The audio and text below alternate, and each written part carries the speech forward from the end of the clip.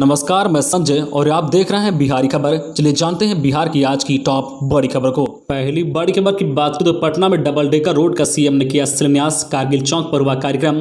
पटना से पटना सिटी आने जाने वालों को मिलेगी बड़ी राहत। अब पटना के लोगों को भी महानगर वाली फीलिंग आएगी। बिहार सरकार अब सबसे बड़ा जाम लगने वाले इलाके पर डबल डेकर एलिवेटेड रोड बनाने जा रही है। इसका शिलान्यास कल मुख्यमंत्री नीतीश कुमार ने की है। सूचना के मुताबिक ये सड़क जल्द बनाने की कोशिश की जाएगी ताकि लोगों को जाम से निजात मिल सके। पटना के गांधी मैदान से पटना सिटी तक जाने वाले रास्ते में यह एलिवेटेड रोड बनाई जा रही है।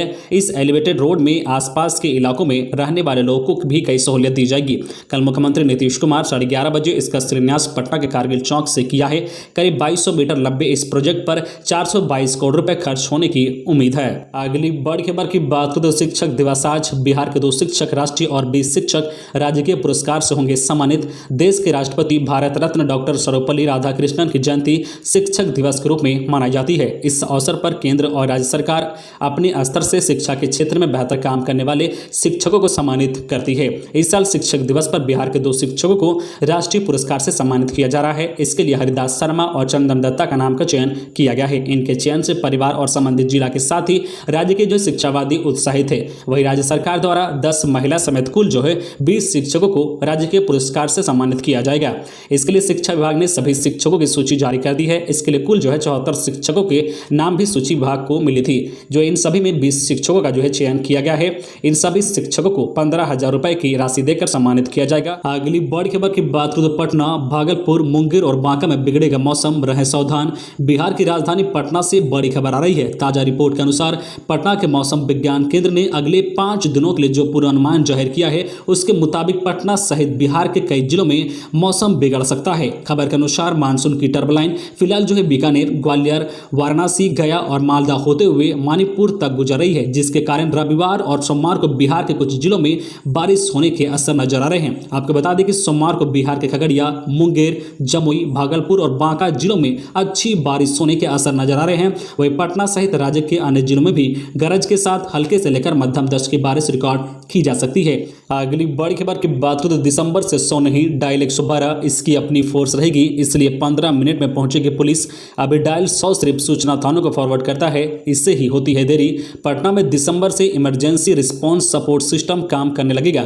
राजधानी में ही इसका पहला ट्रायल होगा और यही कमांड सेंटर भी होगा। इसके तहत 112 नंबर पर डायल करते ही फौरन पुलिस मदद को पहुंचेगी। इसमें फीडबैक भी लिया जाएगा कि पुलिस पहुंची कि नहीं। नई व्यवस्था में पुलिस का अधिकतम रिस्पांस टाइम 10 से 15 मिनट होगा। पहले चरण में पटना के अलावा दरभंगा, मुजफ्फरपुर, नवादा, गया, वैशाली, मुंगेर, पूर्णिया, भागलपुर समेत 10 जिलों में डायल 112 काम करेगा। उसके बाद अन्य 28 जिलों में भी अभी डायल 100 काम कर रहा है। बड़ा फर्क यह है कि डायल 112 के पास अपनी फोर्स होगी। वह डायल 100 की तरह थानों को सूचना फॉरवर्ड करने के तक सीमित नहीं होगा। पुलिस के अलावा 112 पर फायर, एक्सीडेंट समेत किसी भी इमरजेंसी में इस पर कॉल करना होगा। अगली बड़ी खबर की बात करें तो 538 दिन बाद पटना में जय हो गंगा मैया घाट पर उत्साह के बीच पुरोहितों ने मां गंगा से की जन कल्याण की कामना।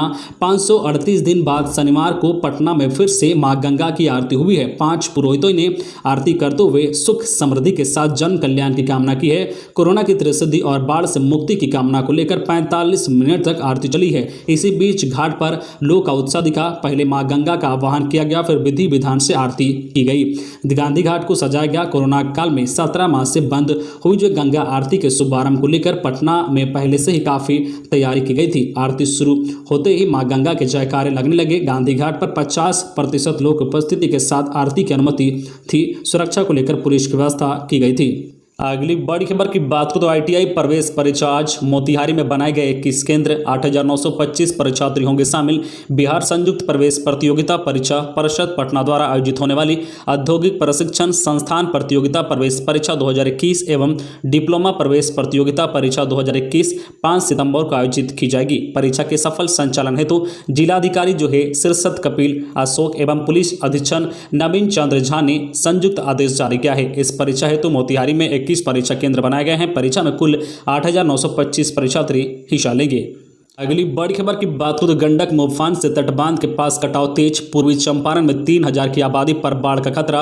50 हेक्टेयर भूमि बाढ़ से प्रभावित। पूर्वी चंपारण से होकर बहने वाली नदियां उफान पर हैं। नदियों के कटाव से जिले के कई गांव में तबाही मची हुई है। गंडक व बूढ़ी गंडक नदी के कटाव से कई गाँव पर खतरा मंडराने लगा है। बूढ़ी गंडक नदी चकिया प्रखंड में अपना तांडव मचाना शुरू कर दिया है। इस कारण प्रखंड क्षेत्र के नरहार पकड़ी तटबांध पर कटाव तेज हो गया है, जिससे तटबांध के समीप स्थित कई घरों पर खतरा बढ़ गया है। नरहर पकड़ी तटबांध के नजदीक लगभग 3000 लोग रहते हैं। यहां लगभग 50 हेक्टेयर भूमि बाढ़ से प्रभावित है। ग्रामवासी काफी डरे हुए हैं। कटाव की सूचना मिलते ही विधायक श्याम बाबू यादव पदाधिकारियों के साथ तटबांध पर पहुंचकर स्थिति का मुआयना किया है तथा कटाव को रोकने के लिए काम शुरू किया जा सका। अगली बड़ी खबर की बात करें तो दरभंगा के बाद बिहार के इन शहरों में बनेगा एयरपोर्ट, जाने सरकार की तैयारी। दरभंगा एयरपोर्ट के अपार सफलता के बाद बिहार के कई शहरों में एयरपोर्ट बनाने की मांग शुरू हो गई है। बहुत से लोग केंद्र सरकार के साथ साथ राज्य सरकार से इन शहरों में एयरपोर्ट बनाने की मांग कर रहे हैं, जिस पर अब सरकार भी विचार कर रही है। ताजा रिपोर्ट के अनुसार बिहार में हवाई यात्रा करने वालों की तादाद लगातार बढ़ रही है, जिसकी पुष्टि हाल में जारी हुई आर्थिक सर्वेक्षण रिपोर्ट में भी की गई है। इसी को देखते हुए सरकार राज्य के अन्य शहरों में भी एयरपोर्ट का विकास करना चाहती है। बता दें कि बिहार के मुजफ्फरपुर, पूर्णिया और रक्सौल एयरपोर्ट से भी जल्द घरेलू उड़ान सेवा शुरू होगी, क्योंकि सरकार इन एयरपोर्ट को विकसित करने जा रही है। इसको लेकर विभाग के स्तर पर तैयारी चल रही है। बहुत जल्द इस एयरपोर्ट को विकसित किया जा सकता है। अगली बड़ी खबर की बात करें तो बिहार में अब जमानत लेना नहीं होगा आसान। पटना हाईकोर्ट के इस आदेश से बढ़ेगी परेशानी। जमानत मामलों में आपराधिक इतिहास छिपाकर अदालत से बेल लेने वाले आरोपियों पर हाईकोर्ट ने कड़ा रुख अपनाया है। पटना हाईकोर्ट ने कहा है कि अब प्रत्येक निचली अदालत को किसी भी जमानत अर्जी की सुनवाई के दौरान आरोपों का लोक अभियोजन या अनुसंधानकर्ता से उनके आपराधिक इतिहास की पूरी जानकारी लेनी होगी। निचली अदालतों को यह दर्ज करना होगा कि आरोपी के खिलाफ पहले से कितने आपराधिक मामले दर्ज हैं। हाईकोर्ट ने साफ कर दिया है कि निचली अदालत अब लोक अभियोजक या पुलिस पदाधिकारियों से मिले आपराधिक इतिहास एवं अन्य जरूरी मापदंडों के आधार पर ही आरोपित की जमानत याचिका को मंजूरी या खारिज करेगी। ऐसे में अब जमानत लेना आसान नहीं होगा। अगली बड़ी खबर की बात करें तो यूपी से लगे बिहार के जिलों के बच्चों में बुखार के प्रकोप से दहशत। स्वास्थ्य विभाग अलर्ट। उत्तर प्रदेश की सीमा से लगने वाले बिहार के जिलों में बच्चों में वायरल बुखार ने तेजी से पांव पसार लिया है। गोपालगंज, छपरा और सिवान जिलों में बड़ी संख्या में बीमार बच्चे अस्पताल में पहुंच रहे हैं। इस बीमारी के चपेट में सर्वाधिक 14 वर्ष तक के बच्चे आ रहे हैं। सिवान में डॉक्टर इसे डेंगू भी बता रहे हैं। वहां के एक पीड़ित की जांच शुक्रवार को पटना एम्स में हुई थी तो डेंगू निकला। जानकारी के अनुसार देवरिया व बलिया समेत पश्चिमी यूपी के जिले में इससे लगभग 50 से अधिक मरीजों की मौत हो चुकी है। इससे बिहार के जिलों में दहशत है। स्थिति को देखते हुए स्वास्थ्य विभाग अलर्ट मोड पर आ गया है। बिहार के यूपी से सटे जिलों गोपालगंज, सिवान इत्यादि में वायरल बुखार, सर्दी, खांसी इत्यादि के बढ़ने की शिकायत मिलने पर स्वास्थ्य विभाग ने संबंधित जिलों के सिविल सर्जनों को जांच करने का निर्देश दिया है। अगली बड़ी खबर की बात करें तो बिहार के 33 जिलों में नहीं मिला कोविड का नया मरीज। देखे ताजा अपडेट।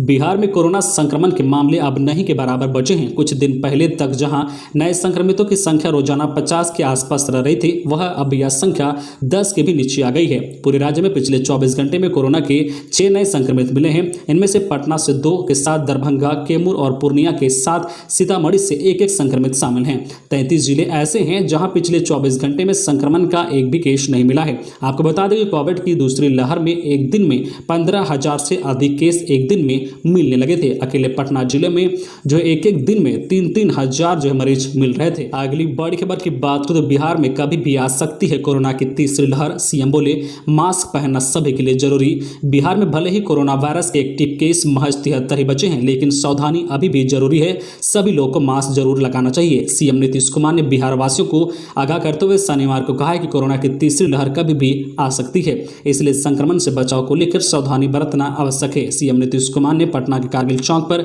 आयोजित समारोह में अशोक राजपथ पर डबल डेकर फ्लाईओवर के शिलान्यास व भूमि पूजन किया।